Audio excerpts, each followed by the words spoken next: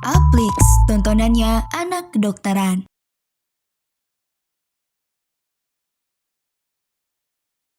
Halo teman Agnes, kembali lagi bareng aku, Kak Adel. Di video kali ini kita akan belajar tentang kulit dan kelamin, khususnya infeksi kulit yang disebabkan oleh parasit.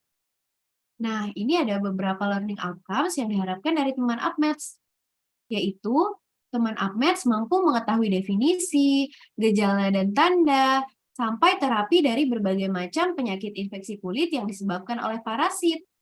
Nah, ini ada outline kita hari ini.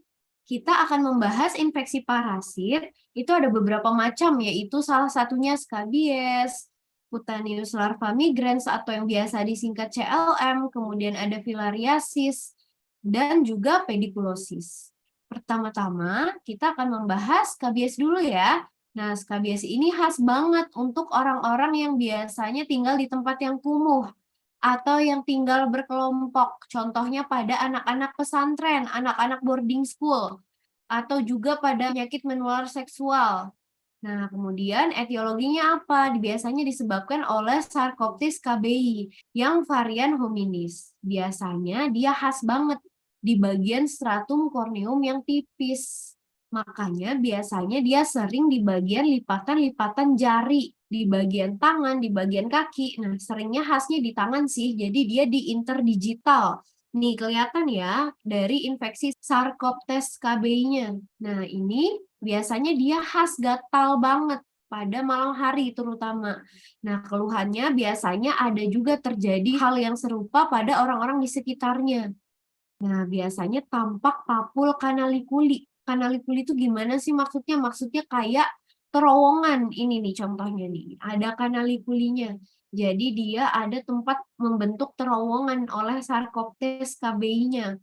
Makanya dia bentuknya kecil-kecil di interdigital di tempat stratum corneus yang tipis. Pemeriksaannya bisa kita lakukan scraping, cellotype, sama browing. Nah, biasanya ini yang paling penting nih selain memberikan terapi topikal yaitu edukasi. Kita harus edukasi ke pasien dan keluarga pasien untuk menjemur bantal, kasur, karpet, mencuci alas tidur dengan air yang hangat. Pokoknya segala sesuatu yang kena sentuhan mereka, baik itu yang menderita maupun satu keluarga itu harus diganti, dicuci. Barang-barang yang nggak bisa dicuci paling nggak harus dijemur. Nah, terus nanti malam harinya setelah sholat Isya atau setelah mandi, pokoknya yang udah nggak terpapar sama air lagi, harus dikasih terapi topikal dalam bentuk permetrin 5%. Biasanya ini terapinya selama 8 jam, makanya harus malam hari ditinggal tidur sampai nanti dibersihkan ketika pagi sekalian mandi pagi. Atau kalau tidak ada permetrin, bisa kita berikan sulfur precipitatum 5-10% pada bayi itu pada usia kurang dari 2 bulan. Atau benzil benzoat 10%. Selain skabies, ada yang namanya cutaneous larva migran atau disingkatnya CLM. Ini khas banget nih bentukannya kayak gini, kayak ada ular yang masuk ke dalam kulit kita. Biasanya dia khas banget di keyword soal ada seorang anak atau seorang siapapun itu dia bermain di tanah tanpa alas kaki. Jadi dia harus ada keyword kontak dengan tanah karena si Ancylostoma caninum atau Brazilians ini akan menembus kulit kita sehingga bisa menjadi seperti ini efloresensinya. Maka dari itu predileksinya ada di ekstremitas bawah yang kontak dengan tanah. Jadi nggak harus ekstremitas bawah ya, bisa jadi ekstremitas atas kalau semisal dia main tanah pakai tangan, tanpa sarung tangan, kontak dengan tanah bisa. Paling sering itu karena ekstremitas bawah, karena kan yang menginjakkan kaki dan kontak dengan tanah itu paling sering adalah ekstremitas bawah. Sama seperti skabies, dia khasnya gatal pada malam hari.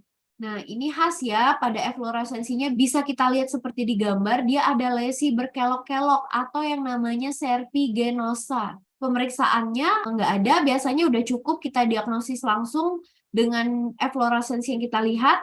Kemudian tata laksananya kita bisa berikan albendazole 1 kali 400 mg selama 3 hari atau ivermectin 200 mcg per kgbb dosis tunggal. Atau bisa kita berikan tiabendazole atau albendazole 10% krim. Kemudian ada juga yang namanya filariasis. Ini khas banget, nama lainnya adalah kaki gajah. Seperti pada gambar di samping, itu kelihatan ya kalau dia kakinya besar banget kayak kaki gajah. Ini khas biasanya pada Indonesia Timur, pantai yang panas sama lembab di bagian daerah tropis. Etiologinya disebabkan oleh Wucheria bancrofti sama Brugia malayi dan Brugia timori. Biasanya dia predileksinya ada di ekstremitas dan di skrotum. Kelihatan dia biasanya klinisnya edem tungkai. Kulit yang edema itu biasanya akan menebal dan tampak kering dan lebih gelap. Bisa kita lihat di gambar ini ya, dia ada kering-keringnya, terus tampak lebih gelap. Khusus untuk Wucheria bancrofti, dia edemnya tungkai dan sampai ke genital, bahkan sampai ke skrotum. Kalau yang lain biasanya cukup sampai kaki saja. Pemeriksaan penunjangnya bisa kita lakukan apusan darah tepi pada malam hari. Nah, tata laksananya kita berikan DEC atau DI atau dietil karbamazin 6 mg per kgbb per hari selama 12 hari. Dan kita KIE pasien untuk elevasi bagian yang terkena supaya dia lebih mudah untuk kembali tidak jadi edem lagi. Nah, lanjut kita ada yang namanya pedikulosis, ada yang versi kapitis, ada yang korporis, ada juga yang pubis. Kita mulai dari yang kapitis dulu. Nah, ini biasanya dia epidemiologinya pada orang-orang yang tinggal di tempat kumuh atau kontak dengan penderita.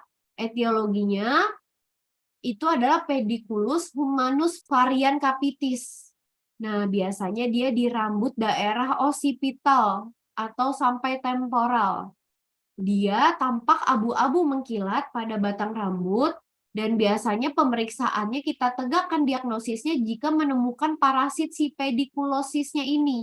Terapinya itu yaitu permetrin 1% atau permetrin 5% losio atau krim atau malation 0,5%, losio atau spray, sama bisa juga kita berikan lindan 1% dalam bentuk losio atau krim. Kemudian untuk yang korporis masih sama, dia epidemiologinya pada orang-orang yang tempatnya kumuh atau di daerah dingin, diserang oleh pediculus humanus varian corporis. Biasanya dia di lipatan baju daerah tubuh yang berambut. Sama seperti baik itu kapitis, corporis maupun pubis, biasanya klinisnya dia gatal pada malam hari. Nah, untuk korporis bisa kita berikan permetrin 5% dalam bentuk losio atau krim, kemudian ada benzil benzoat 25%, atau malation 2%, atau lindan 1%. Bisa juga kita berikan ivermectin 200 mcg per kilogram berat badan. Untuk yang pediculus pubis itu juga sama. Biasanya selain dari tempat tinggal yang kumuh, bisa juga menyerang pada orang yang penyakit menular seksual disebabkan oleh petiris pubis. Nah, tentu saja sesuai namanya dia predileksinya ada di pubis. Dia berbatasan dengan rambut. Biasanya si pedikulos atau si kutu itu dia menggantung di rambut-rambut pubis gitu. Biasanya dia tampak sky blue spot atau makula cerulae atau namanya papul necrosis atau black dot. Jadi dia ada bintik-bintik hitam di sekitar bagian perbatasan pubis dan rambut. Tentu saja dia juga gatal pada malam hari. Bisa kita berikan permetrin 1%, permetrin 5% dalam bentuk losio atau krim, malation 0,5% losio atau spray, sama lindan 1% losio atau krim.